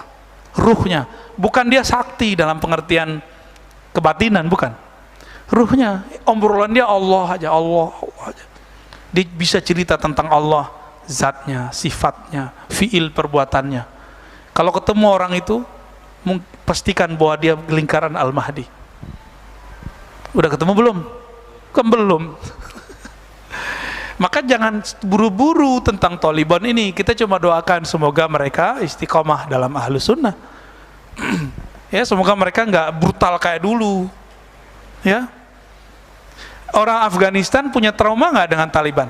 Makanya pada lari kan? Nah, mereka itu sekarang lagi membangun trust supaya rakyat tuh nggak lari lagi. Itu saya kan tinggal di Ciputat 15 tahun. Itu banyak Pak orang Afghanistan, imigran, refugees. Banyak sekali. Dan ngomongnya bisa dua bahasa. Hustun Persia gitu ya. Terus Arab jadul, Arab slang. Jadi kita kalau ngomong sama dia jangan pakai Arab fusha, nggak ngerti dia. Langsung baca Shadaqallahul Azim dia. Ya. Oke, ada lagi? Ya. Assalamualaikum warahmatullahi wabarakatuh. Pak Mirwan dulu. Ya, silakan Pak. Waalaikumsalam. Pak Mirwan udah keseringan ya. Habis inilah Pak Mirwan. Bismillahirrahmanirrahim. Assalamualaikum warahmatullahi wabarakatuh. Assalamualaikum. Perkenalkan, nama saya Irfan dari Ciputat, Ustaz. Masya Allah. Afan, Irfan sekarang. Ya. Saya sering juga mengikuti kajian-kajian Abuya di YouTube. Alhamdulillah kalau kajian-kajian fikih kita banyak menunya di mana-mana, Ustaz. Cuman baru kali ini saya dapat artinya yang mendekatkan kita untuk lebih mengenal ruh, berzikir. Yang saya ingin tanyakan adalah bagaimana cara dan kiat-kiat agar kita berzikir itu tidak hanya di lisan, kita tapi masuk ke kolbu. Dan yang terakhir yang saya menarik juga, bagaimana kita cara menemukan peta pulang ruh kita yang Masya Allah. Terima kasih Ustaz. Assalamualaikum warahmatullahi wabarakatuh. Kalau Bapak lewat kedatang ke sini pakai GPS, bisa tersesat nggak? Bisa. Ya, kenapa? Google, berguru lewat YouTube, lewat Google, ini bisa riskan, bisa berbahaya. Banyak yang sudah menyimpang. Kalau jalan fisik saja bisa tersesat, apalagi jalan rohani. Tapi ada sopir taksi, udah 20 tahun jadi sopir, kita bilang, MRBJ Bintaro 9, siap, nggak perlu pakai GPS. Kita lihat nih nggak pakai GPS, handphonenya butut, dan jalurnya, Masya Allah, dia punya jalur ringkas, tahu-tahu udah nyampe. GPS ada di hatinya. Carilah orang-orang seperti ini, orang-orang yang ilmunya tidak lagi diambil hanya dari kertas. Saya kan ilmunya masih dari kertas, Pak. Ini gaya-gayaan aja, Pak. Karena dulu belajarnya pakai kitab, maka sekarang ngajarnya pakai kitab. Gak mungkin dong Bapak saya bilang, mau ngaji sama saya, nyantri aja. Gak mungkin dong. Maka kita setting dulu dengan Ustaz Rafiq, Habib Geis, dan teman-teman. Ayo kita kalau di sini dakwahnya pakai kitab ngajinya. Alhamdulillah sampai sekarang jadi kan. Di pesantren begini Pak, cuma bedanya di sana ada ujiannya, terus santri itu suruh baca, nggak bisa baca suruh berdiri. Coba kalau kita praktekin, Bapak nggak bisa nerjemah suruh berdiri. Hari ini rame, bulan depan sepi. Kita pernah buat kajian-kajian begitu yang bukan pesantren, ya. Kajian terjemah dulu. Kita nanya, Bapak Ibu, ini artinya apa? Coba satu-satu. Besok tinggal satu orang, Pak, dari 40. Kabur, kayaknya di sini juga sama. Maka kita memanjakan antum semua. Kita bawain kitabnya, kan bukan antum yang bawa kitab, seharusnya antum bawain kitabnya buat aneh. Dibawain kitabnya, ya, dibacain, nanti kita jelasin, gitu seharusnya. Seharusnya. Namun saya berhusnuzon kepada Allah. Ilmu ini kan titipan. Ilmu itu ada yang disebar lewat taklim, murid datang. Ada yang disebar lewat dakwah, gurunya datang. Maka saya gabung dua-duanya. Bapak kan datang ke sini, saya juga datang ke sini, sama-sama datanglah kita. Ya. Bagaimana caranya zikir supaya nyambung antara lisan, pikiran, maqalbu? Itu harus digabung dan ada orang yang menggabungnya, Pak. Itu namanya talqin. Harus ada ahli talqin zikir yang dia juga sudah bergabung kalimahnya, lisan dengan kolbunya. Lalu dibimbinglah Bapak untuk membaca hal yang sama. Ketemu secara fisik, iya, tapi ada hubungan batin. Kolbunya nyambung. Kalau udah nyambung, maka yang dibaca oleh gurunya terbaca oleh muridnya. Itu namanya talqin. Ditalkinkan, dibimbingkan, disuapkan, diajarkan cara memakan kalimah itu masuk ke dalam kolbu. Diajarkan cara menanam kalimah ke dalam kolbu. Guru ini disebut mursyid. Mursyid ini dapat ijazah dari mursyid sebelumnya, dapat ijazah dari mursyid sebelumnya, terus sampai kepada baginda Rasulullah SAW, bersambung ijazahnya kepada baginda Nabi. Ini yang diajarkan oleh Sayyidina Ali. Beliau bertanya kepada Nabi, ya Rasulullah, tunjukkan aku, dullani ala aqrabit turuqi ila Allah wa ashaliha, ya. tunjukkan aku jalan terdekat kepada Allah. Jadi Ali ini di saat orang minta wiridan, minta amalan, Ali kan orang spesial. Udah ponakan, udah saudara, sepupu, mantu. Maka dia punya akses yang tidak dipunyai akses oleh orang lain. Apa kata dia? Ya Rasulullah, beli dong jalan tol kepada Allah. Udah jalan tol ashal, lebih susah, lebih mudah. Bahkan arfa darajatan, lebih tinggi derajatnya di sisi Allah.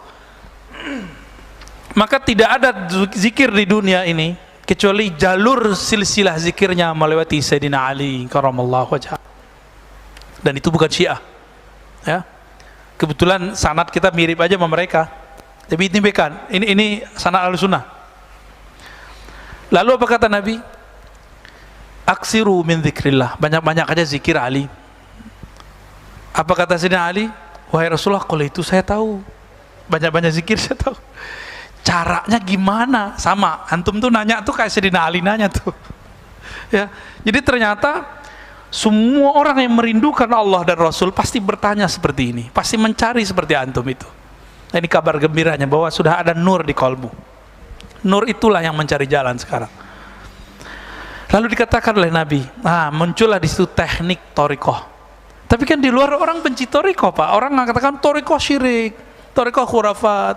Kalau kita searching di YouTube yang muncul thariqah itu goyang-goyang gitu kan. Jadi nggak muncul yang aslinya. Ya. Maka saya yang tadinya orang harus datang ke kita talqin zikir itu kita anterin, kita ke Jambi, kita buka talqin zikir. Tapi kepada kiai-kiai, ustadz-ustadz yang kira-kira dia sudah mencari lama, kolbunya mereka mau datang ke majelis kita itu sudah menghabuskan ego keilmuannya. Yang paling berat untuk talqin cuma satu, Pak, ego sama males. Dua-duanya kembar kan itu. Orang kalau udah ego kan males. Masih muda gitu. Kemana-mana kita, ke Pekanbaru, ke Sumatera Barat, saya pulang kampung ya, kemana-mana yang kita sebar ini talqin zikir, tapi kepada orang yang tasdik.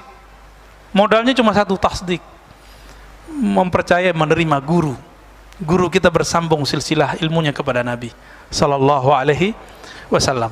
Maka Nabi ajarkanlah, di situ dibuka, ghammid ainaik, wahai Ali, pejamkan matamu. Itu teknik namanya, Pak. Teknik ini akan berkembang sesuai masa, tapi yang asli begitu. Jadi kalau zikir-zikir yang berthariqah itu pasti pakai pejam mata. Namun ada seorang syekh di Saudi, dia nggak mengerti fan ini walaupun sudah ulama bagi orang lain, tapi tidak ulama dalam tasawuf. Apa kata dia? Nggak boleh zikir pejam mata karena mirip dengan agama lain. Jadi mirip doang nggak boleh kata dia. Padahal jenggot dia juga mirip kan. Tidak ada masalah ya Pak Panji ya. Lalu bagaimana caranya? Talqin. Talqin sama siapa? Ya cari guru yang silsilah keilmuannya bersambung kepada Rasulullah. Udah itu aja, Pak. Itu GPS-nya. Namun GPS ini ada dua peta. Ada peta cuma peta zikrullah. Si guru cuma ngasih wiridan, zikir. Capek. Benar nggak? Bapak disuruh zikir 1000, lelah. Pak Mirwan pasti nggak mau. Tapi disuruh senam dia mau 2 jam. Untuk sehat badan dia mau. Tapi kalau udah tasdik sama saya nih, disuruh 70.000 juga mau ntar. Tapi kalau belum tasdik, 5 aja nggak mau, Pak. Tapi kalau udah tasdik, berapa aja mau. Tasdik itulah yang membuat kita hilang ego, hilang capek kalau beramal. Guru ini ada yang mengajarkan zikir, ada yang mengajarkan mazkur. Apa arti zikir, arti mazkur? Zikir itu wiridan, mazkur itu ma'rifatullah. Saya kalau sudah kenal yang saya sebut, jangankan 70.000, 100.000 pun saya jabanin zikirnya. Bapak kalau sudah kenal keuntungan yang diperoleh dari kerja di satu tempat, walaupun kena macet, jalanin nggak? Jalanin, karena sudah tahu untungnya kalau sekali sebulan dapat gaji sekian, per event dapat keuntungan sekian. Kita jalani, Pak. Kenapa kita mau menjalani untuk urusan perut dan dompet bertahun-tahun? Sebelum pandemi kan bertahun-tahun belum ada Zoom. Kenapa untuk urusan kolbu Bapak nggak mau menjemput sampai ke seberang negeri? tanda kalau tasdik belum ada. Tasdik itu aslul iman, pokok keimanan. Karena tasdik kurang, imannya goyang. Maka zikir nggak pernah bergetar.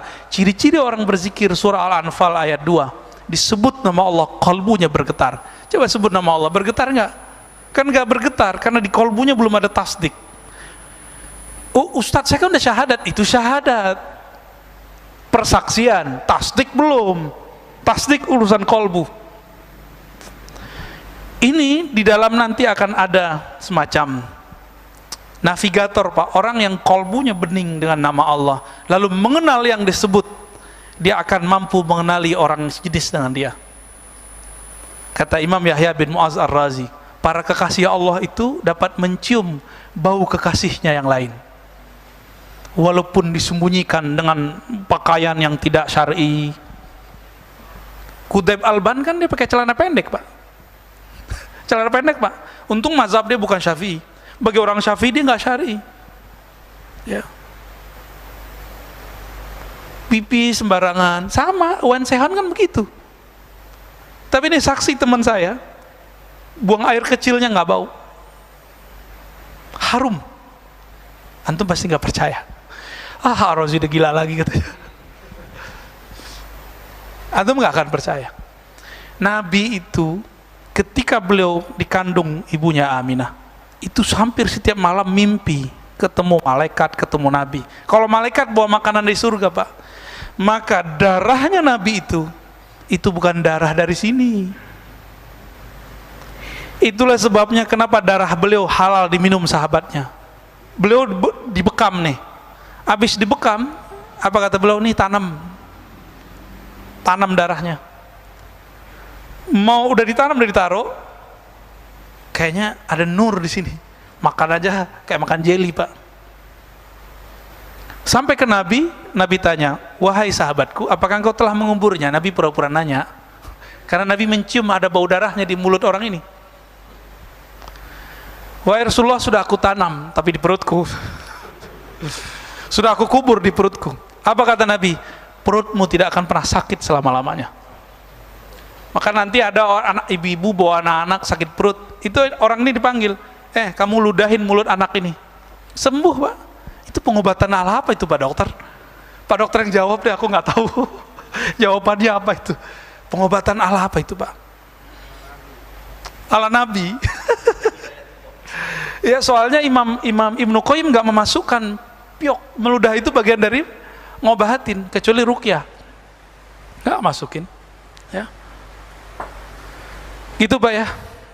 Pak Mirwan terakhir. Baik. Assalamualaikum warahmatullahi wabarakatuh. Assalamualaikum. Udah tasdik nih. Tadi kita dengar apa yang dikatakan dari YouTube. Ya. Ya. Kita udah mencapai 1100. Itu yang tetap. Kalau yang bolak-balik keluar masuk sekitar 4.000-an. MRBJ TV-nya. Masya Allah. Ya. Gaya amat. Saya kebetulan juga ikut Zoom di Pondok Indah. Iya, iya. Itu sekitar 1.000 sekian gitu, ya. Biasa lebih dari 1.000 itu mati, nggak bisa kita masuk. Kajian-kajian yang dibahas di sana itu biasanya yang keseharian. Beda dengan kita ini, saya lihat. Begitu Ar-Razi ini maju, ini banyak orang mengira kebatinan apa yang diajarkan Ar-Razi ini, ya. Kalau saya menilainya, kita berarti di atas dari Pondok Indah. Mengapa? Karena kita membahas bukan masalah keseharian. Kayaknya keseharian itu udah selesai gitu. Nah, mengenai Imam Mahdi, ini di akhir-akhir zaman ini banyak sekali pemberitaan yang kadang-kadang bertentangan, ya. Jadi saya ingat apa kata Ustadz Zulkifli, saudaranya Al-Meraji juga ini dari Padang.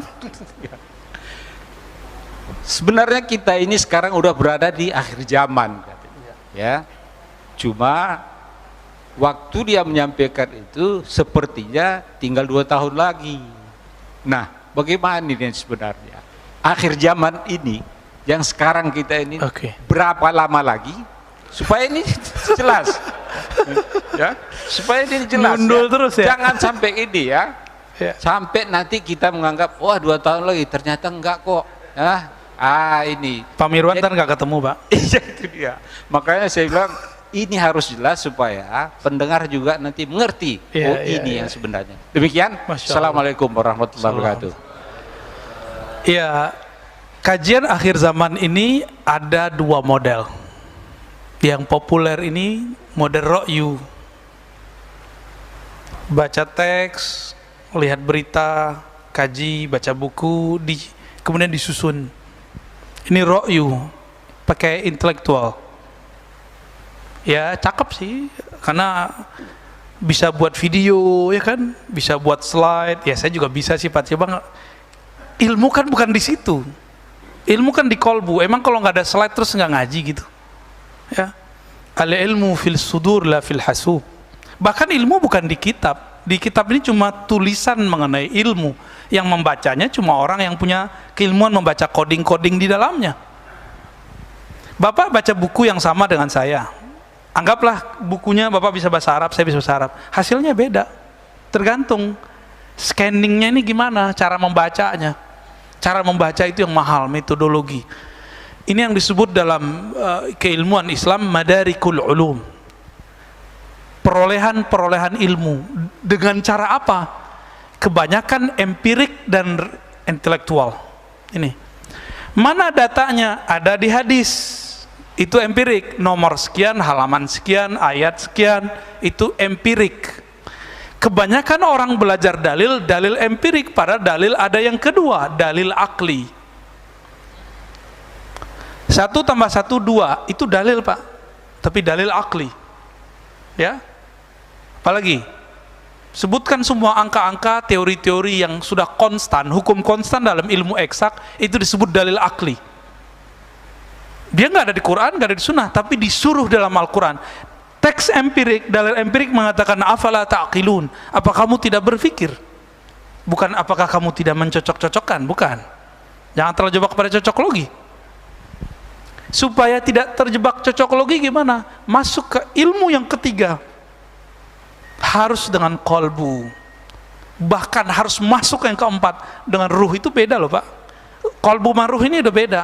Di kolbu masih ada di situ noda. Jadi kalau orang ngomong nih, hati saya berkata, batin saya memandang, itu belum tentu benar.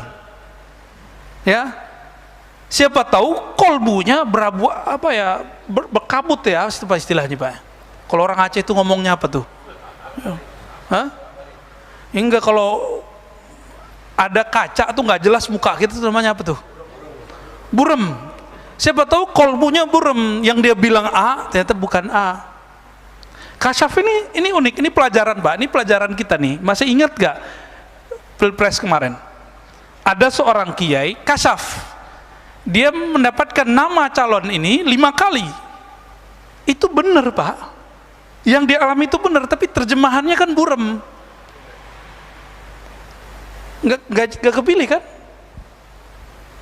Pengalaman dia benar, dia membaca itu dan itu tidak salah. Tapi ketika dibaca di luar, diterjemahin orang, sama. Jadi kalau sudah ditakbir, aduh kacau udah ya. Nah, ini yang terjadi ya. Jadi gimana? Ilmu kita jangan birra'yi, cocok logi.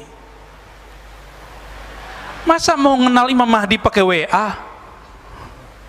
Saya dikabarkan lewat WA. Enggak begitu cara mengetahui Imam Mahdi. Lewat berita Ustadz, bahwa di hadis dikatakan jika telah muncul panji hitam di Khurasan, maka disitulah Al-Mahdi. Ustadz, itu benderanya putih apa hitam? Putih Pak, belum hitam.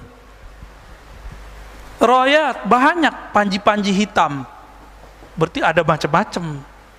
Saya mau tanya, Nabi Muhammad itu sukanya warna hijau atau hitam? Berarti ada nanti panjinya warna hijau, Pak Panji. Ada yang warna putih, ada yang warna hitam. Hitam itu tanda perang Pak. Bahwa ini lagi bergerak. Putih tanda kalah. Kan gitu, kita kalau kalah kan putih kan. Hitam itu menunjukkan saya ini kalau sudah bergerak maju nggak mundur lagi, itu hitam. Ini nih kayak gini nih, sekarang nih lagi jihad, saya ajak Pak jihad, mau nggak? Ustaz saya masih punya anak, saya bini, salam ya, nggak bisa. Jadi kalau sudah kita ngomong jihad, itu kolbu harus dimantapin, bukan dikerasin, dimantapkan. Nggak ada lagi pikiran Indian itu. Kolbu yang sudah mantap begitu, di dalamnya ada nama Allah bergerak. Nama Allah bergerak, Pak. Itu yang terjadi pada Ahlul Badar. Ketika mereka mengayunkan pedangnya, belum sampai pedang, kalimatullah sudah sampai di jantung orang itu, mati orangnya. Ini ada di hadis Muslim, kata sahabat-sahabat, dulu waktu kami perang Badar, cuma perang itu doang Pak, perang yang lain enggak. Di saat kami mengayunkan pedang, belum pedang sampai, tahu-tahu sudah ada yang menusuk di depan, tidak tahu dari arah mana. Bertanyalah mereka ke Nabi, semuanya 313 mengalami hal yang sama. Apa kata Nabi? Jibril mengabarkanku bahwa Allah mengutus malaikat-malaikat untuk membersamai kalian. Lalu aku bertanya, itu malaikat apa saja? Jadi Nabi ini penasaran. Kata Jibril, sebagaimana 313 itu orang pilihan, maka yang ikut dari kalangan malaikat itu juga orang pilihan. Untuk merasakan getaran malaikat, pakai apa Pak? Malaikat cocok logi, pakai teks? Gak bisa. Cocok logi kalau pakai teori jadi ilmiah. Ilmiah belum tentu benar. Jadi kalau antum nih ngomong, ustadznya, ini ilmiah, belum tentu benar. Tapi kan yang si Anu kan ngomong begitu, ini ilmiah, pasti benar. Enggak. Karakter ilmiah itu bisa digugat kebenarannya. Ini yang kita pelajari dari semenjak kita masih belajar dari awal. Sepakat nggak yang kuliah-kuliah? Karakter ilmiah bisa digugat kebenarannya. Kitab ini nyusun hadis, dia kan nyusun doang Pak, bisa jadi susunannya kebalik-balik. Contoh, ensiklopedia akhir zaman Dr. Mubayyad itu kan bagus, tapi dia naruh Mahdi sebelum Dajjal.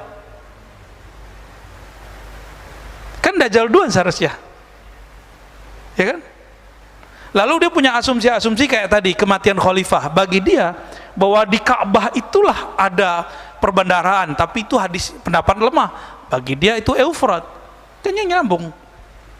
Berarti dalam dia membaca hadis masuk ro'yu itu intelektual, ini murni spiritual. Al-Mahdi yang di-guidance secara rohani, berarti ini spiritual. Mahdiyin, orang yang di-guidance secara spiritual, bukan yang cocok logi. Saya nandain itu aja, karena sekarang sudah mulai masuk ke dunia bisnis nih, kepanikan duit, kepanikan buat perumahan akhir zaman, buat bunker akhir zaman. Enggak, pergerakan akhir zaman enggak begitu Pak. Nabi ketika dulu berjuang buat bunker enggak? Serius nih. Jadi kalau ada yang ngajak buat bunker akhir zaman, antum pastikan itu bukan golongan Al-Mahdiyin. Ya. Buat perumahan akhir zaman, bakal kita tinggal kok nanti. Pastikan itu bukan gerakan Mahdiyin. Mari kita sama-sama menunggu aja, pakai kolbu, pakai rohani, kita sembari mencari dengan ilmu yang ada diberikan Allah, kita minta petunjuk. Karena ada jalur pintas kepada Allah. Salat hajat, salat istikharah, ya, munajat sepertiga malam terakhir. Itu jalan tol kepada Allah Pak. Jangan ditinggal itu, ya. Insya Allah kalau kolbu sudah connect, nanti tidak lagi handphone, tidak lagi apa-apa. Orang-orang dengan kolbunya bicara, ayo kita ketemu di titik mana, kita berangkat ke Mekah. Terus berangkatnya pakai apa Pak? Ini yang dikatakan tadi di hadis, sebelum akhir zaman terjadi, akan terjadi binatang berbicara kepada manusia. Itu baru contoh. Angin tak ngomong, air terngomong, binatang ngomong semua. Disitulah muncul turun ilmu Nabi Sulaiman kembali. Ilmu Nabi Sulaiman pakai akal, pakai ini, bisa ngomong ntar sama angin, hei angin bawa kami, itu bisa gitu Pak ntar. Tapi gimana caranya? Serahkan kepada ahlinya, ya. Nah, jadi tolong hati-hati. Saya sebenarnya kan bukan ustadz akhir zaman Pak, tapi ustadz yang hidup di akhir zaman. Emang ini zamannya. Tolong jangan branding saya dengan nama-nama akhir zaman. Kita ustadz Ahlus Sunnah aja lah ya. Kita ngaji Ahlus Sunnah pelan-pelan. Kalau Ahlus Sunnah kajiannya banyak, maka tidak perlu membranding. Kadang kita ngomong akidah, kadang kita ngomong fikih, kadang ngomong tasawuf. Ya, kapan hajatnya kita ketemu, kita ketemu. Semoga kajian ini dicatat oleh Allah sebagai amal soleh, mempersiapkan hati, kolbu, rohani untuk pergerakan akhir zaman. Yang umurnya sampai, semoga bersama Imam Mahdi. Yang tidak sampai, semoga dicatat sebagai syahid fisabilillah. Amin ya rabbal alamin. Al-Fatihah. Bismillah. Ya, kenapa ya?